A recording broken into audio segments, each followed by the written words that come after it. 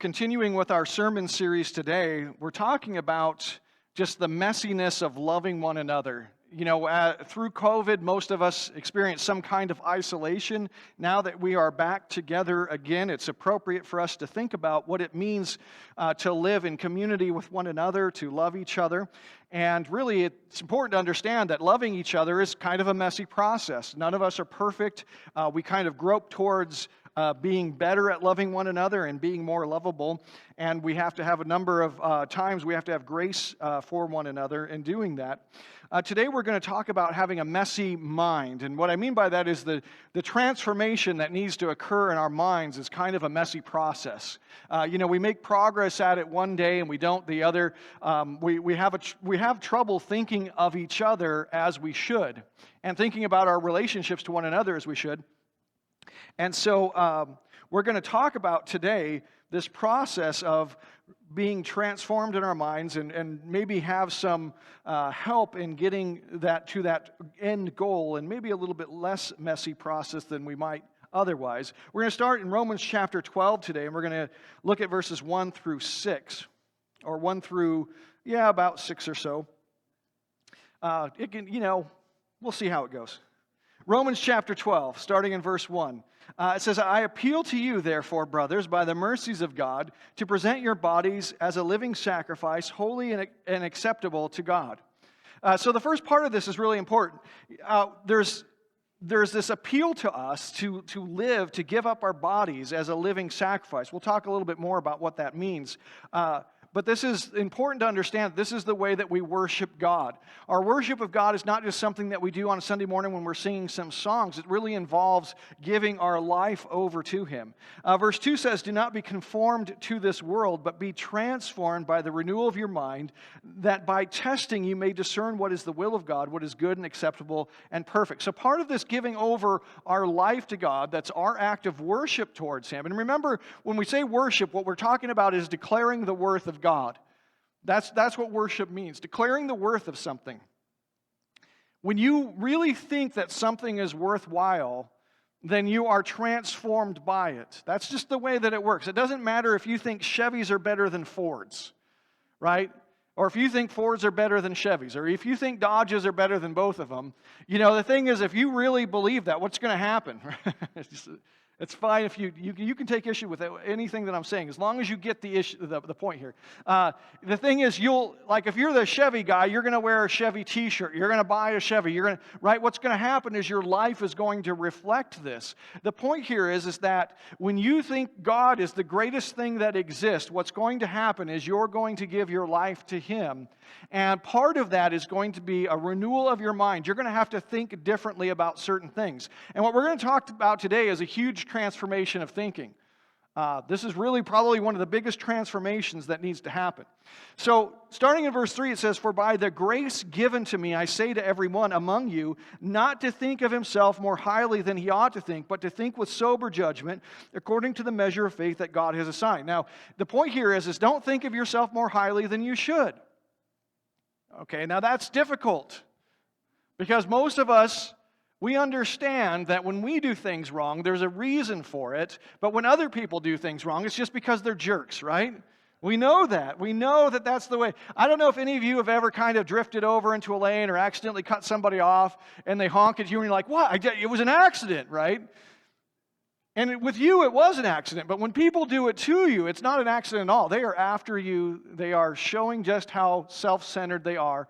That's the way that it is. It's hard for us not to think of ourselves more highly than we ought. But it says, but think with sober judgment according to the measure of faith that God has assigned. Now here's the thing. There's an element of faith that's going to be required in the transformation of your thinking. And the greater your faith, the more that your thinking can be transformed. Now here's the point. Here's the transformation that needs to happen. For as in one body we have many members, and the members do not all have the same function, so we, though many, are one body in Christ, and individually members of one another, having gifts that differ according to the grace given to us, let us use them. Okay, and then it goes on to talk about those gifts and how you might use them, okay? And that's not the important thing. We're not going to go through every gift. We're talking about just this idea that if you have a certain degree of faith, then what you can start to understand is that we are members of one another and that God has gifted us to serve each other. Now, this requires a transformation of our thinking, because what we'll see is that our ideas of what greatness are completely backwards. And I think that this is actually a pretty easy thing to show, and once you see it, you won't be able to unsee it. But we have a problem of thinking about greatness in completely backwards ways. So let's first of all, we're going to go through three things as we look at this text. We're going to talk about humble minds. Really what we're talking about is the idea of humility, and our minds have to be completely saturated with humble thinking. Secondly, we're going to talk about beautiful minds, and lastly, we're going to talk about rich minds. And these things kind of go together. If you have a humble mind, you will have a beautiful mind, and you will have a rich mind. Okay, these things build on one another. You can't get to the beautiful mind and the rich mind without first going through the humble mind. So one of the things that's fascinating as we look at number one, the first point, having a humble mind, one of the things that's really fascinating is the Bible's full of talk like 1 Corinthians chapter 1, verse 10 and Philippians 2:2, where it says this. In 1 Corinthians 1:10, it says, I appeal to you, brothers, by the name of our Lord Jesus Christ, that all of you agree, and that there be no divisions among you, but that you be united in the same mind and the same judgment. The idea here is we need to have the same mind. There needs to be a unity that we have in a way that we think. Now, here's the thing. When we experience unity, there is great joy in that. There is. I mean, we kind of know this. And one of the things that's interesting is I was talking to somebody not too long ago, the other day, we'll say. I was talking to somebody the other day, and I was talking about how when I've gone to the theater, I've just about given up going to the movie theater. Okay? Because it's just trouble for me. And I don't know if I'm just particularly gifted in my experiences or this is the way it is now. But every trip that I've taken to the theater, let's say in the last 4 or 5 years, which hasn't been often, every time that I've gone, something has happened that's incredibly disruptive, weird, creepy, or violent. And like one time I was in the theater, there was only like probably 6 or 7 people in the theater, and out of that 6 and 7 people, we were all spread out, and yet 2 guys almost got in a fist fight, started yelling and screaming at each other, and almost got in a, how can that happen in a theater that's basically empty? It can happen. And it doesn't actually contribute to a pleasant viewing experience. And so I asked somebody, and I said, do you think that theaters are just going to go away? And the response was really great, because I hadn't thought of it until this person was talking to me, and they said, no, because there's something important about like a communal viewing experience. That there's something, when you have, see what happens is you go to a movie. I don't know if you've ever experienced this. You go to a movie and something good happens and the whole theater cheers. Have you guys experienced that? It probably doesn't happen at home, right?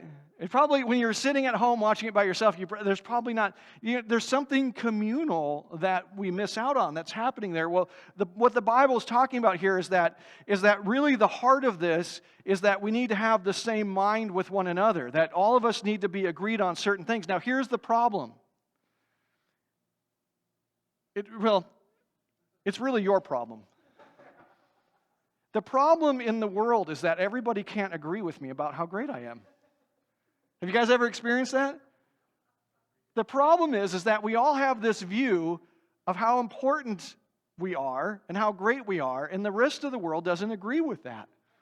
And that's why Sartre said that hell is other people, right? Because people don't agree with me on how great and wonderful I am and how important I am and how much time we should all spend thinking about me. Now, if you're going down that road, if each one of us is thinking about ourselves all the time and we're thinking about how great we are and how much, or maybe we're thinking about how we've been mistreated. Maybe we're thinking about all of the things that people have wronged us in. Maybe we're thinking about, but the thing is that we're thinking and thinking and thinking about ourselves. Maybe we're thinking about how terrible we are.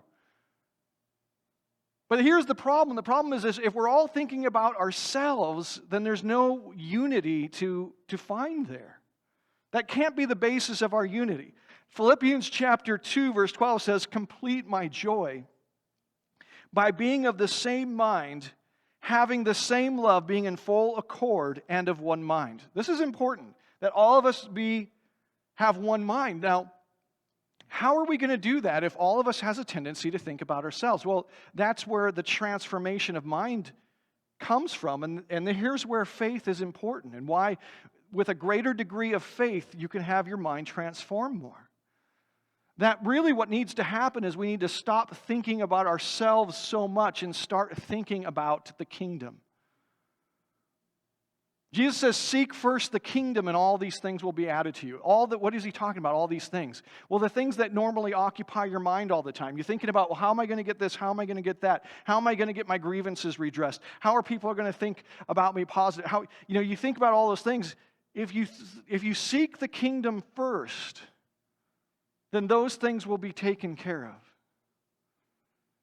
But you have to have faith in order to stop thinking about yourself. And I have to have faith to stop thinking about myself and think about the kingdom. Now, what do we mean by the kingdom? We mean the hierarchy that God has created in the world.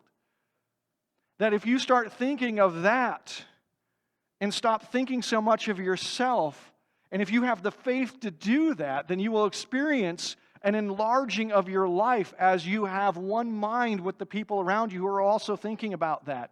And what you'll find is that that is actually the definition and mark of humility and humble thinking. Humility is really the ability to find joy in your place in the kingdom. Let me say that again. Humility is your ability to find joy in your place in the kingdom. You see, humility is not thinking too highly of yourself. It's also not thinking too lowly of yourself. It's actually not thinking of yourself at all. It's about thinking about the kingdom and what you can contribute in the kingdom and experiencing joy when you find what you can contribute to the kingdom. And what you'll see, I think, hopefully in this sermon is that if you do that, then what you'll find is that you don't get smaller, you actually get bigger. Because our view of what is great and what greatness consists of is completely backwards and upside down. We're told in the Bible that Satan was made incredibly high and incredibly beautiful. He was high up in the kingdom and he was incredibly beautiful. He was powerful and he was beautiful.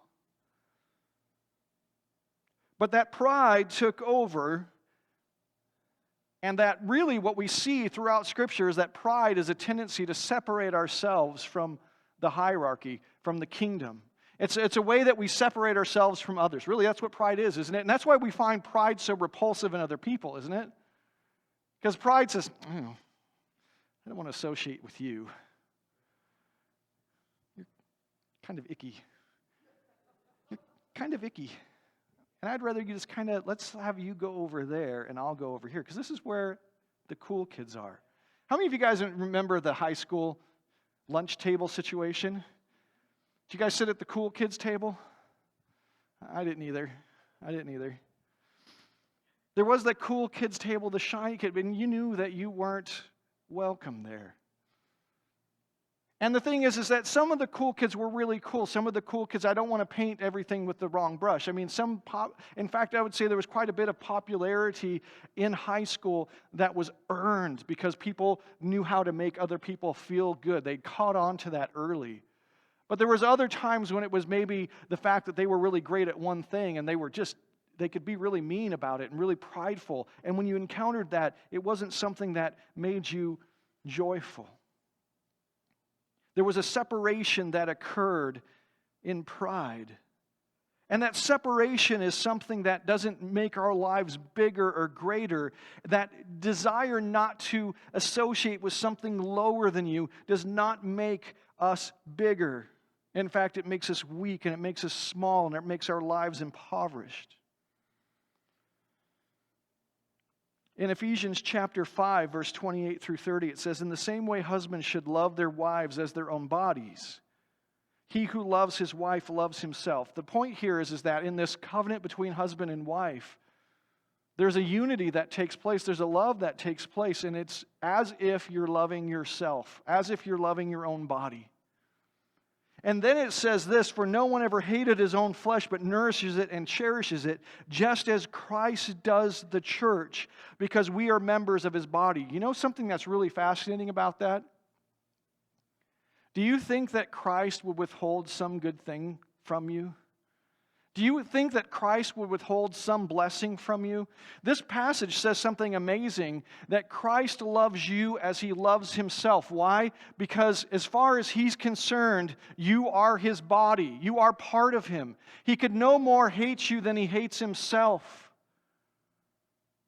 That when you're in a covenant with Christ Jesus, you have united with him, and he loves you as himself, as his own body. In fact, that's the love that the Trinity has going on for all eternity, and in him you are invited into that kind of love. Now, does the fact that you are weak, that maybe there are some ugly aspects to your life, to your personality, to your character, that you are a sinner and a rebel? You know, the Bible talks about why we were still sinners, why we were still rebels against God, that Christ loved us. The thing that's incredible is that Christ, the greatest thing that exists, can condescend to love us, and not only love us, but serve us. Well, this seems to be something that is very hard for us to actually make real in our lives, this knowledge of Christ's love for us. That Christ, and what you see with him in his ministry and on the cross, that he identifies with the weak and the lowly, that the Bible says he takes the form of a servant, that he came here not to be served, but to serve and to give his life as a ransom for many. In fact, that Jesus was identified with rebels in their sin. Now, this doesn't mean that he condones or participates in their sin, but that he stands in for sinners in their punishment. Jesus was counted as a thief and a criminal. He identified with us not in sinning, but in standing in for us in our punishment for that sin. That Jesus made himself the lowest of the low, and that he served us in the lowest possible way. You remember when he was about to be executed, before he was taken away, that one of the last things that he did was he washed the disciples' feet. Now, this is interesting for us because when you talk about this and you talk this way, it makes people think that you're talking about abasing yourself, denigrating yourself. And yet that's not what we're talking about at all. Has anybody here seen the show Downton Abbey? Okay, it's a woman's show, and yet I watched a lot of it. I found it fascinating up to a certain point, and then I lost interest in it. But the fascination that I had was kind of seeing this world that's so much different than the world that we live in, and recognizing that it wasn't that long ago that this world existed. And I was really interested by some of the characters, and one of the characters I found very compelling was the character of Carson. Okay? And Carson was the butler. And, you know, we have a tendency to think of the butler as somebody who's kind of low. And there's an element where that's true, because one of the things that you see Carson doing from time to time is that Carson will be setting up or helping to set up for lunch or for dinner or for whatever. And he's measuring to make sure that the spoons and the forks are like side by side. And you look at that and you say, well, here's the thing. Spoons and forks side by side, is that really important? Is that worth your time? And one of the things that he'll say, we have to have standards. Without standards, there's nothing. Like he's all in on this. Everything has to be exactly the way that it should be. And you think to yourself, well, is this worth, come on. How important can you be in life if that's what you're doing with it? And yet, it becomes clear throughout the show that Carson does not think poorly of himself. And if you've seen the show, you know that Carson is not the kind of guy who walks around thinking poorly of himself. Even though he's fussing over the smallest, least important things of this household, he does not think poorly of himself. And there's an interesting thing that happens here, that this condescension actually implies status and importance. Why is that? Because here's the thing.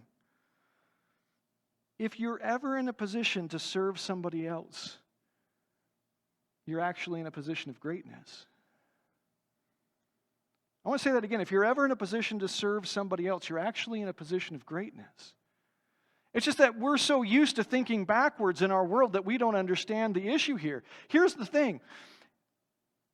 How many of you have ever had an infant in your home? If you have, you kind of know. If you've seen TV shows, you know what I'm talking about. If you know what an infant is, you probably understand this, okay?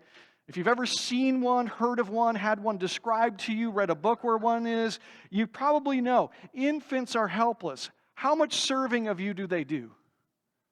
The answer is 0. Right? They do 0 serving of you. How much serving do you do of them? The answer is 100%. They can't do anything. They'll even scratch their own face if you don't put things over their hands, right? There's almost no description of their helplessness that goes too far. You know that that's true. And here's the thing. You're serving the smallest, weakest thing, the thing as far as society and how society functions and what creates society, the thing that contributes least to them, and you're doing everything for them. Is that because you're weaker than they are?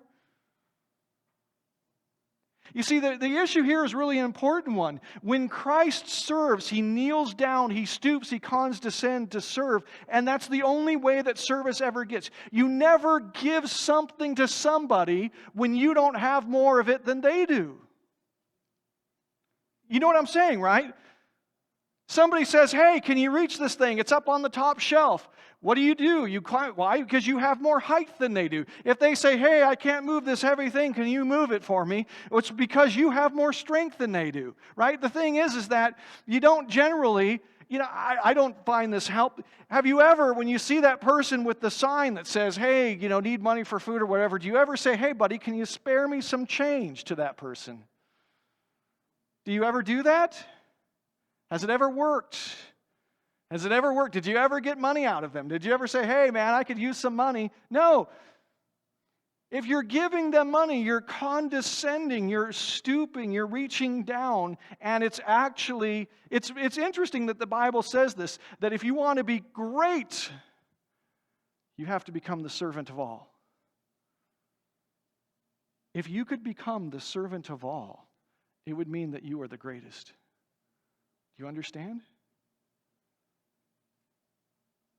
And when Jesus identified with the lowest of the low and identified with them in their punishment on the cross, after He did that, He was raised up, and all authority in heaven and on earth was given to Him. Because He was the greatest without question. Why? Because He could serve in a way that nobody else could.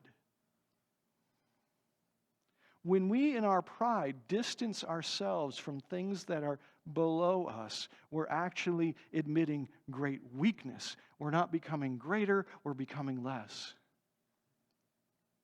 Well, let's look at beautiful minds, because it's important to understand that first is humble minds, but then the second thing is beautiful minds. Now, here's the thing that's important for us to understand, is that everything beautiful in our world is made out of humility.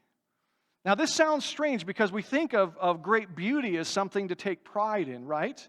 If you think of a beautiful person, you think of somebody maybe, let's think of the greatest supermodel who has ever lived, and you can put in whoever you want there. I don't care. Doesn't matter to me. If you want to use me as an example, I understand. Now, here's the thing.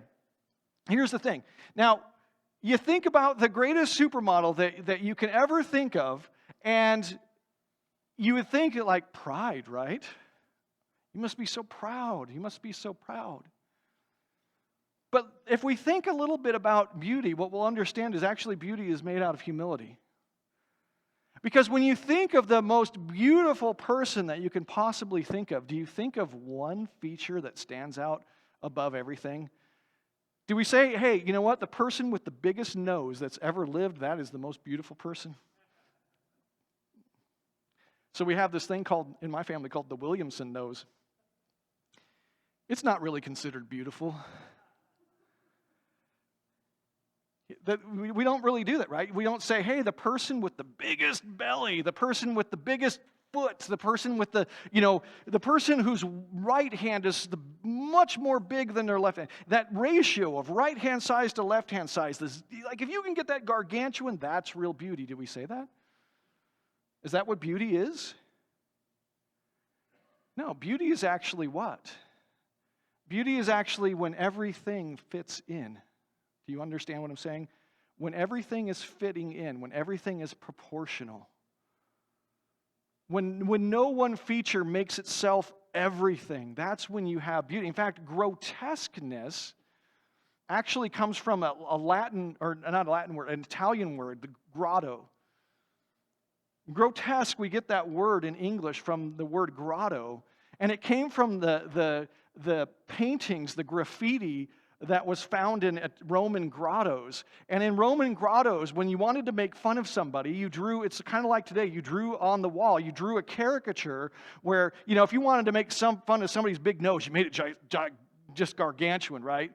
And they have that. In fact, they're some of the oldest non-biblical Christianity stuff they have. They have some graffiti that was on grottos. And there's a picture of a guy on the cross with a donkey's head and another guy standing there worshiping him, and it says Alexandrus worships his God.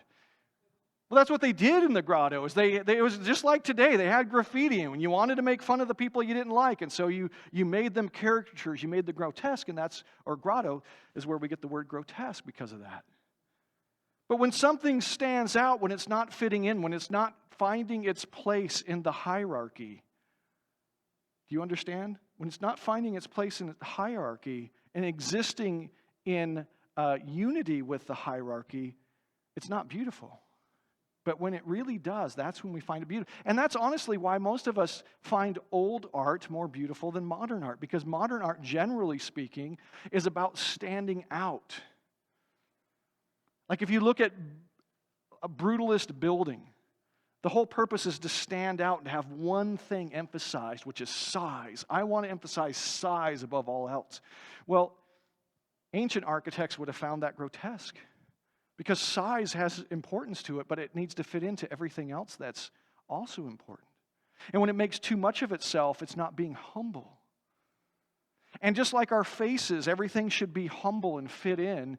In life, everything should fit in, and that's where it finds its beauty. Beauty requires humility. In fact, I don't think it's too much to say that beauty is humility in action. Each part must serve the whole and not itself. How many of you have ever seen an alien? Maybe you were abducted. Maybe you were driving out in eastern Arizona. We know what they look like, though, right? What do they look like? Area 50, yeah, maybe you've been to Area 51. And if you've been there, you've definitely seen them, right? What are they? They're short, but what else do we know? They're gray or green. They have, yes, their eyes are giant and also their heads. Now, when you see an alien, you say, now that's beautiful. You take a picture into your plastic surgeon and you say, hey, can you make me look a little bit more like this? No, you don't do that, right? Because they're not beautiful. Our part in the body, finding our part in the body and loving that part and fulfilling that part, finding our part in the kingdom, finding our part in any group, and doing the best we can at fulfilling that role. That's real humility, finding where we can serve the whole and doing it the best that we can. You see, we have this weird view in our culture that being at the top and being powerful and being served is not only the greatest thing, but it's also the most beautiful thing. But we all know that when we actually see that, we are not impressed by it. We don't find it beautiful. What we find beautiful is when somebody takes that role that they are made for, that they are gifted for, when they know what they can do in a group and how they can serve, and they just do it so well. That's when we see real beauty, and we know it when we see it. I was reading this week about Sir Edmund Hillary. Do you guys know who he is? An Australian guy. He was the first one to climb Mount Everest. And after he climbed Mount Everest, it's interesting that he actually put a cross at the top of Mount Everest when he climbed up there.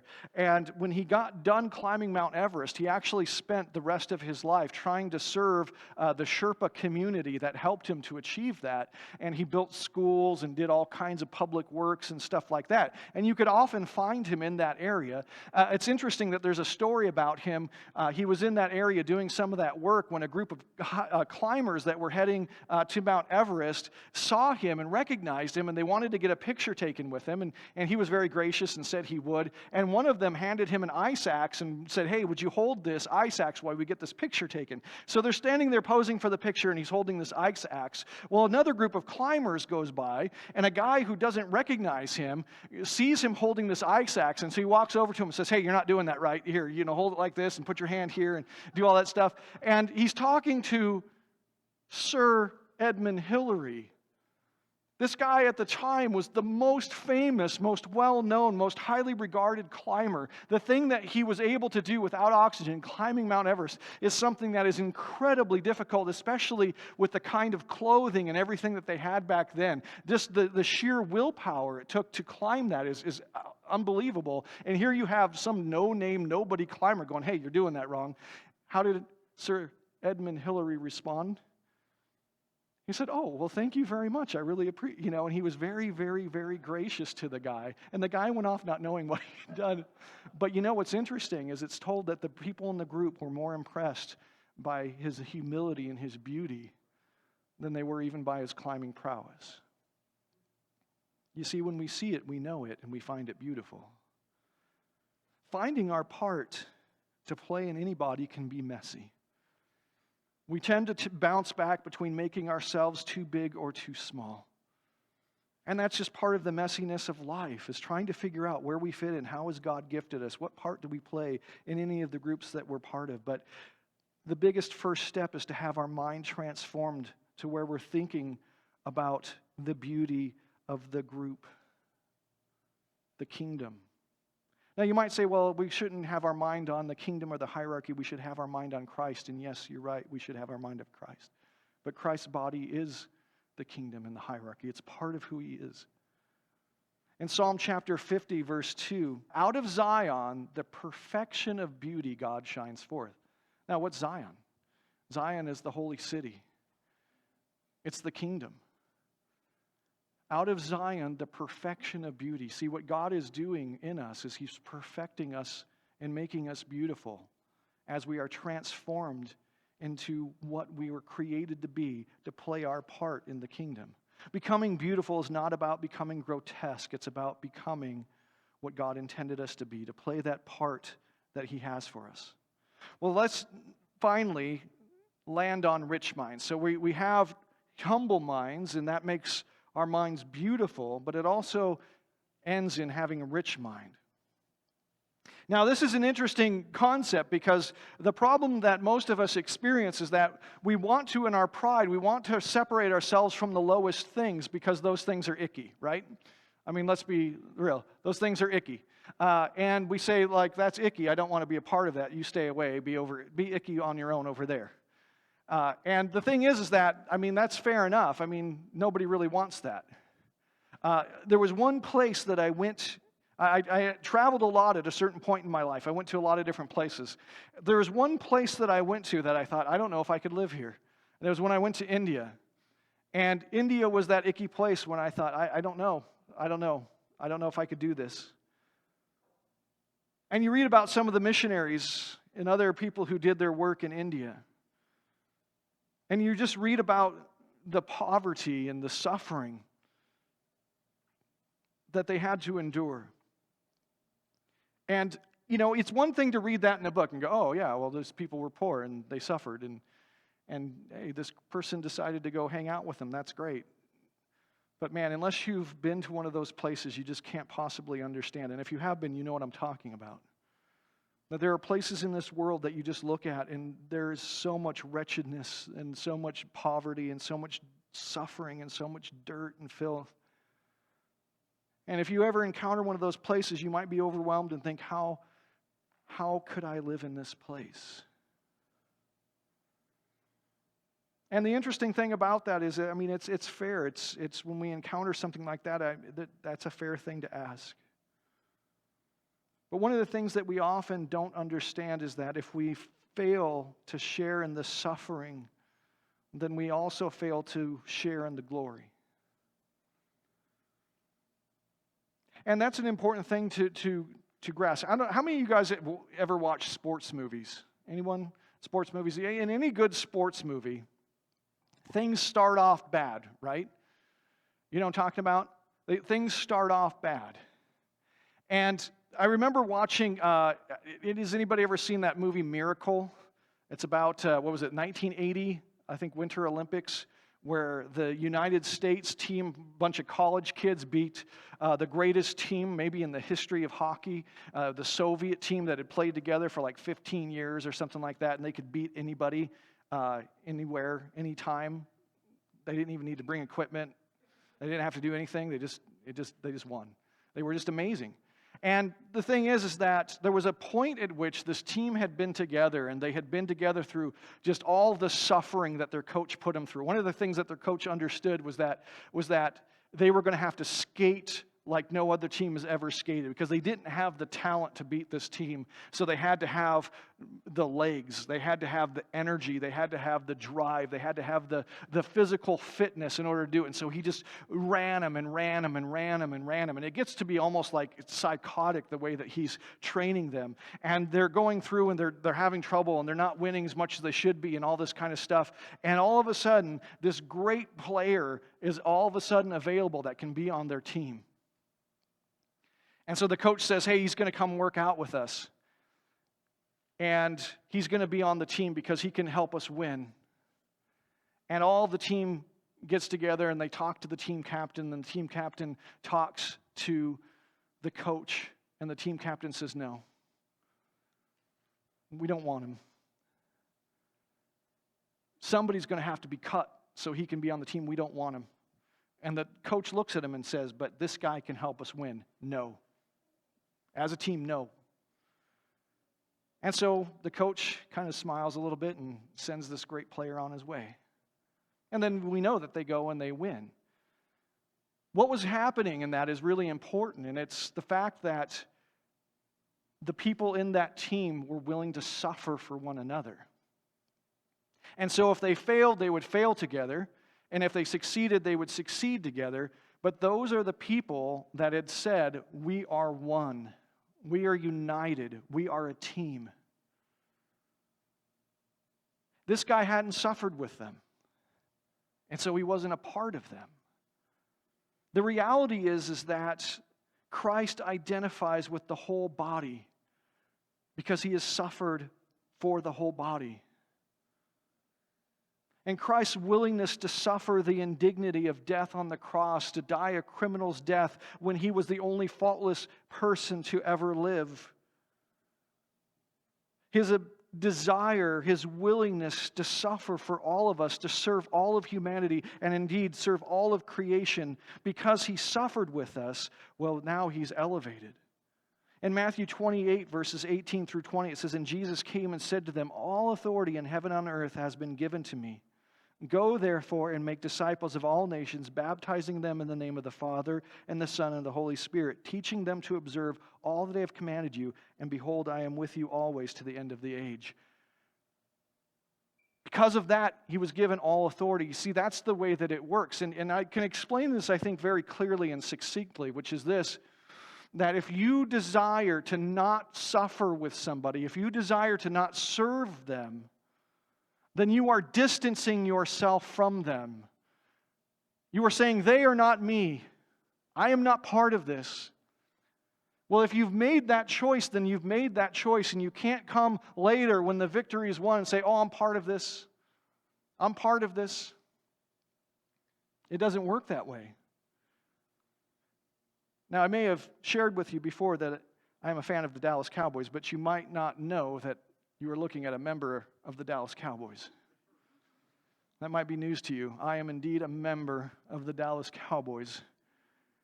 And you might say, how is this possible? And if you would have known this, maybe you would have, I don't know, asked for my autograph or something like that. And I'm willing to do that. Now, here's the thing. You're looking at somebody who walked across the Dallas Cowboys field. I walked on the field. And that's where the players walk. Therefore, I am a player of the Dallas Cowboys. Is that the way that works? I think so.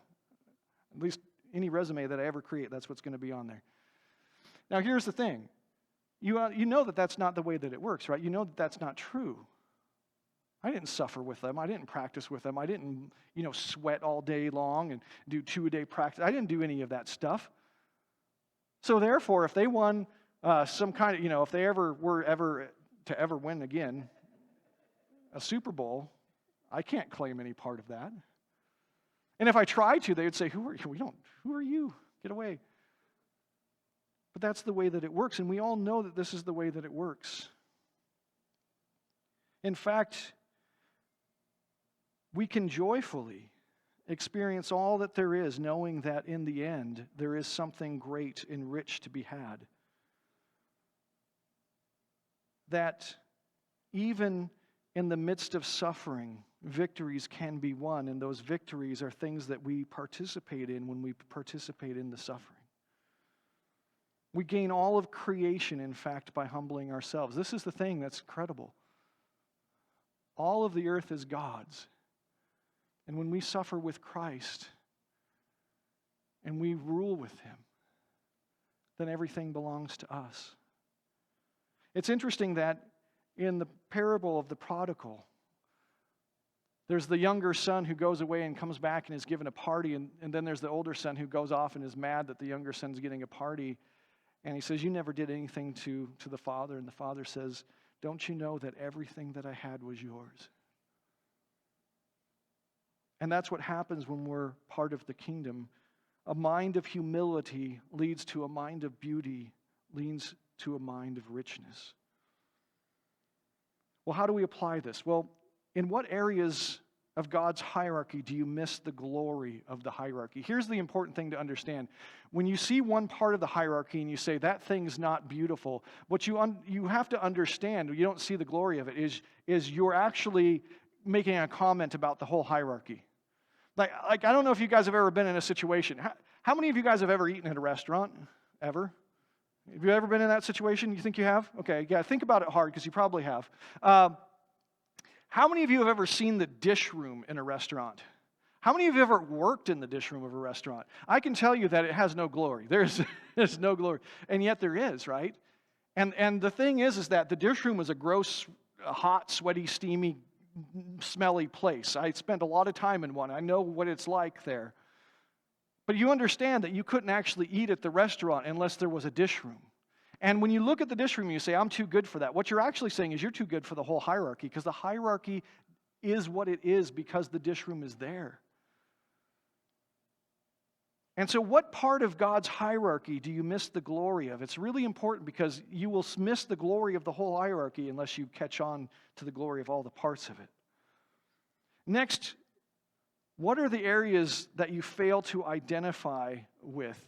First of all, is there areas of the hierarchy that you don't see the glory of? And secondly, is there any areas of the God's kingdom that you're failing to identify with, that you don't say, this is me? What I mean by that is that it's one thing to say, well, this thing is glorious in an abstract thing. It's another thing to say, this is who I am. And that's the thing that's important for us to understand, is when we look at the kingdom of God, we're looking at a picture of who we are. And finally, what part do you play in God's hierarchy as God's kingdom? If you haven't found a place to serve, spend some time thinking this week about who God's made you and how you might serve in the kingdom. Now, that might be happening within this congregation. It might be happening in the wider world. It might be happening in the larger kingdom. But think about, what has God gifted you to do? How can you serve one another? Because God has so much for us. And God is never going to ask us to do anything that doesn't ultimately bring us glory and help us to share in His glory.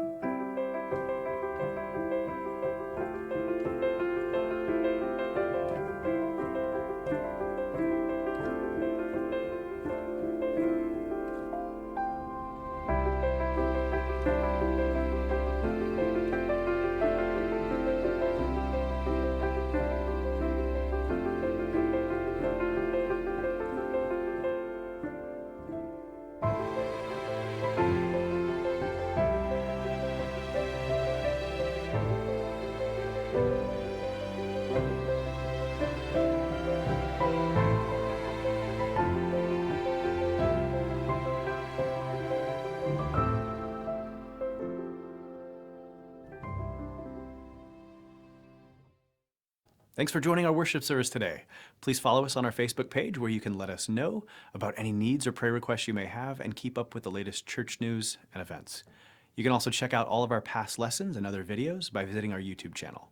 At First Christian, we strive to be the presence of Christ in the world by helping others to believe in God's love for them, to belong to His church, and to become like Christ in their lives. If you would like to support us in our ministry, you may do so by giving online through our website at fcct.org or by mailing checks to the church. Have a great week.